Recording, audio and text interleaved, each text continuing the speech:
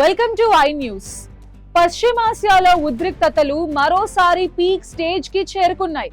Israel parliament క్నెసెట్ పాలస్తీనియన్లకు వ్యతిరేకంగా ఒక అత్యంత వివాదాస్పద కఠినమైన చట్టాన్ని ఆమోదించింది.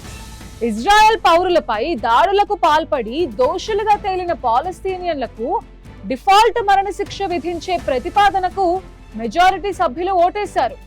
ఈ నిర్ణయంపై ప్రపంచవ్యాప్తంగా భిన్నాభిప్రాయాలు వ్యక్తమవుతున్నాయి. అసలు ఈ కొత్త చట్టం ఏంటి? దీనివల్ల యుద్ధం మరిన్ని మలుపులు తిరగబోతోందా? ఇప్పుడు వివరంగా చూద్దాం.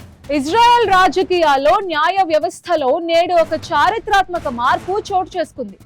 ఇజ్రాయెల్ జాతీయ భద్రతా మంత్రి ఇటామెర్ బెన్ గ్వీర్ సుదీర్ఘ కాలంగా డిమాండ్ చేస్తున్న మరణశిక్ష చట్టానికి పార్లమెంట్ ఆమోదం లభించింది. ఈ కొత్త చట్టం ప్రకారం ఇజ్రాయెల్ దేశంపై లేదా అక్కడి ప్రజలపై ఉగ్రవాద దాడులకు పాల్పడి ప్రాణ నష్టం కలిగించిన ఏ పాలస్తీనియన్ కైనా కోర్టులు తప్పనిసరిగా మరణశిక్షను విధించాల్సి ఉంటుంది. గతంలో ఇజ్రాయెల్ న్యాయ వ్యవస్థలో మరణశిక్ష అనేది అత్యంత అరుదైన విషయంగా ఉండేది, కానీ ఇప్పుడు అది డిఫాల్ట్ శిక్షగా మారిపోయింది. ప్రధాని బెంజమిన్ నెతన్యాహు నేతృత్వంలోని ప్రభుత్వం ఈ చట్టాన్ని తీవ్రంగా సమర్థిస్తోంది. ఇజ్రాయెల్ పౌరుల రక్తాన్ని చిందించే వారికి ఇకపై జైలు శిక్షలు ఉండవు.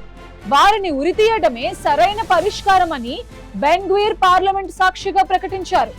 దోషులుగా తేలిన 90 రోజుల్లోపే ఈ శిక్షను అమలు చేయాలనే నిబంధనను కూడా ఈ చట్టంలో పొందుపరిచారు.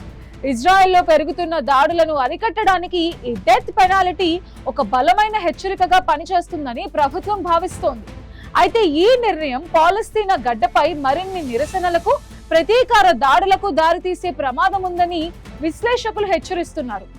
మరోవైపు అంతర్జాతీయ సమాజం నుంచి ఈ చట్టంపై తీవ్ర విమర్శలు వ్యక్తమవుతున్నాయి. ఐక్యరాజ్య సమితి, మానవ హక్కుల సంఘాలు ఇజ్రాయెల్ నిర్ణయాన్ని తీవ్రంగా ఖండించాయి. ఇది అంతర్జాతీయ మానవ హక్కుల చట్టాలను ఉల్లంఘించడమేనని, యుద్ధ సమయంలో ఇలాంటి చట్టాలు శాంతి చర్చలను మరింత దూరం చేస్తాయని ఆందోళన వ్యక్తం చేస్తున్నాయి. పాలస్తీనా ప్రభుత్వం కూడా ఈ చట్టంపై మండిపడుతూ ఇది తమ ప్రజలపై జరుగుతున్న న్యాయపరమైన హత్య అని అభివర్ణించింది. ఇప్పటికే గాజా యుద్ధంతో రగులుతున్న పశ్చిమాసియాలో ఇజ్రాయెల్ తీసుకొచ్చిన ఈ కొత్త మరణశిక్ష చట్టం అగ్నికి ఆజ్యం పోసినట్టుగా మారింది. అగ్రరాజ్యం అమెరికా కూడా ఈ విషయంలో కొంత అసహనంతో ఉన్నట్టు వార్తలు వస్తున్నాయి. మరి ఈ చట్టం అమల్లోకి వస్తే ఇజ్రాయెల్ పాలస్తీనా మధ్య ఉన్న శత్రుత్వం ఇంకెన్ని దారుణాలకు దారితీస్తుందో అన్నది ఇప్పుడు ప్రపంచవ్యాప్తంగా $1 మిలియన్ క్వశ్చన్.